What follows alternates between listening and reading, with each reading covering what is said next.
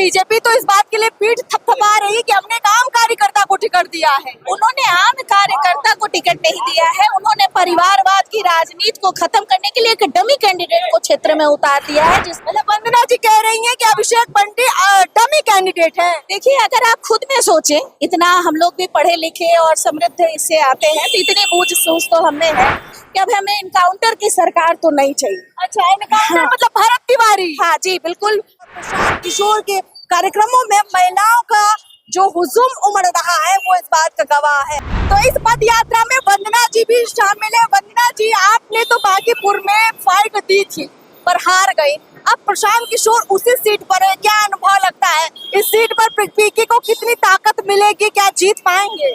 देखिए, पीके को ताकत तो भगवान ने इतनी दे रखी है कि वो बिहार की पूरी जनता का ये लेके साथ चल रहे हैं।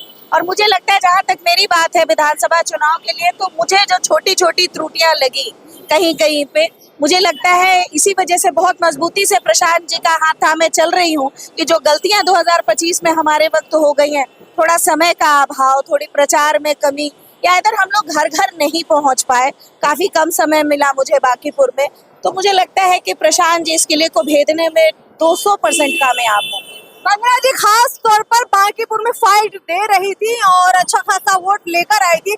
वंदना जी, आपको क्या लगता है बांकीपुर में कितना प्रशांत किशोर को वोट मिलेगा, कुछ अनुमान है आपको? देखिए, प्रशांत किशोर, मुझे ऐसा लगता है कि बांकीपुर की जनता सबसे ज्यादा बुद्धिमान और समृद्ध है, जो चीजों को सोचने समझने की बहुत अच्छे से क्षमता रखती है।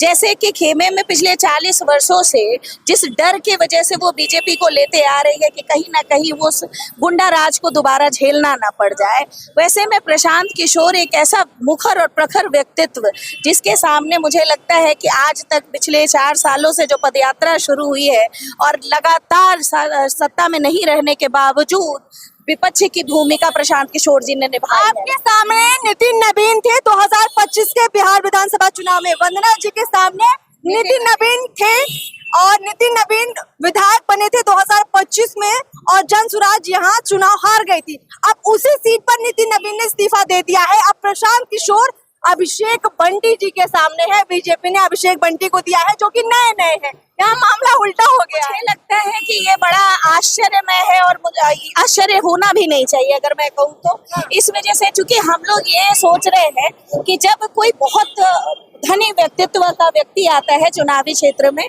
तो पार्टियां उसके कंपेयर में और अच्छे कैंडिडेट्स देती है, जो आप और हम एक्सपेक्ट करते हैं। लेकिन वैसे में बीजेपी अपने ही कथन को सत्य करते दिख रही है कि हम किसी को खड़ा कर देंगे तो वो चुनाव जीत जाएगा बीजेपी के नाम पर। किसी को भी हो गए, उनके कार्यकर्ता हैं, उनके कार्यकर्ता, मतलब है बीजेपी तो इस बात के लिए पीठ थपथपा रही है कि हमने एक आम कार्यकर्ता को टिकट दिया है। उन्होंने आम कार्यकर्ता को टिकट नहीं दिया है, उन्होंने परिवारवाद की राजनीति को खत्म करने के लिए एक डमी कैंडिडेट को क्षेत्र में उतार दिया है, जिससे उनका वर्चस्व क्षेत्र से ना जाए। मतलब वंदना जी कह रही हैं कि अभिषेक बंटी डमी कैंडिडेट है। देखिए, अगर आप खुद में सोचें, इतना हम लोग भी पढ़े लिखे और समृद्ध इससे आते हैं, तो इतनी बूझ सूझ तो हमें है कि प्रशांत किशोर के व्यक्तित्व के सामने चुनाव लड़ने के लिए आप किसी ऐसे व्यक्ति का चयनित करेंगे जो या तो उसकी जो पोटेंशियल है वो प्रशांत किशोर से ज्यादा हो, उसका व्यक्तित्व प्रशांत किशोर पे भारी हो, ना कि वैसे में आप ऐसा एक्सपेरिमेंट करेंगे। ये तो उनके अहंकार और ओवर कॉन्फिडेंस को दिखाते हैं कि भैया प्रशांत के सामने किसी को भी खड़ा करेंगे और बीजेपी का ब्रांड खड़ा रहेगा तो बांकीपुर की जनता बीजेपी का चुनाव करेगी। बांकीपुर का कायस्थों का 70,000 वोट बीजेपी मानकर चल रही, उनका है तो कॉन्फिडेंस तो बनेगा ना। अब बीजेपी ये मान के चले कि काश्तों का वोट उनको मिल जाए, आरजेडी ये मान के चले कि हमारी समीकरण उनका काम कर जाए, तो क्या बिहार की राजनीति हमेशा जाति धर्म में फंसी रहेगी? और इसी जाति धर्म के नाम पे बिहार के विकास को हम लोग इतना पीछे छोड़ते चले आए हैं कि आज हमारे पास बांकीपुर पटना का दिल कहे जाने वाले इसमें विधानसभा में चलने के लिए ढंग की सड़कें नहीं है। तो मुझे लगता है कि बांकीपुर की जनता बिहार की राजनीति को एक नई दिशा देने का मन बना चुकी है और 2025 के पूर्ण बहुमत की सरकार के 6 महीने के कार्यकाल को देखते हुए उन्होंने अपना मन बना लिया है कि अब हमें इनकाउंटर की सरकार तो नहीं चाहिए। अच्छा, इनकाउंटर मतलब भरत तिवारी? हाँ जी, बिल्कुल। भरत तिवारी बिहार का बेटा।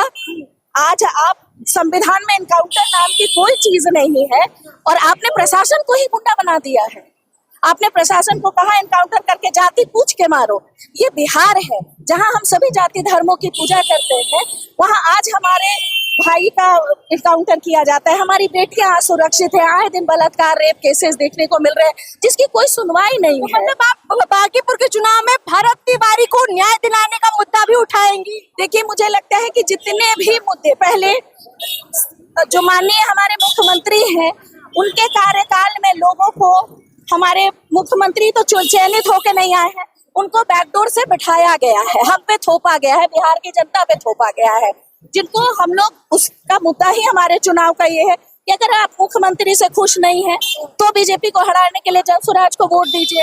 अगर आप बिहार में रेप कांड, मर्डर कांड से परेशान हैं और उससे मुक्ति चाहते हैं तो बीजेपी को हराने के लिए जनसुराज को चुनिए। तो हम लोग इन्हीं मुद्दों पे चुनाव लड़ रहे हैं, हम लोग नाली गली सड़कों पे चुनाव नहीं लड़ रहे। वो तो जब भी कोई विधायक अपना काम ईमानदारी से करेगा तो ये चीजें ऑटोमेटिक हो जाएंगी जिसमें चर्चा करने की जरूरत नहीं। बहुत बहुत शुक्रिया हमसे बातचीत करने के लिए, बहुत बहुत शुक्रिया।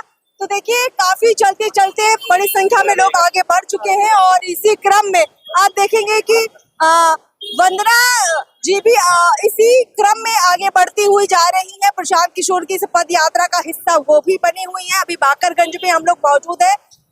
आज की बातचीत में ये समझ में आया कि जो पिछले चुनाव में जनसुराज ने वंदना जी को कैंडिडेट बनाया था, खास तौर पर वंदना ने वहां के लोगों के भाव को समझा है और उसका भी कहीं ना कहीं असर हो रहा है इस चुनाव प्रचार में कि वो बड़ी संख्या में महिलाओं को सामने ला पा रही हैं और प्रशांत किशोर के कार्यक्रमों में महिलाओं का जो हुजूम उमड़ रहा है वो इस बात का गवाह है। खैर, कुल मिलाकर प्रशांत किशोर इस चुनाव में अपनी पद यात्रा से क्या कमाल कर पाते हैं ये देखना भी बेहद दिलचस्प रहेगा।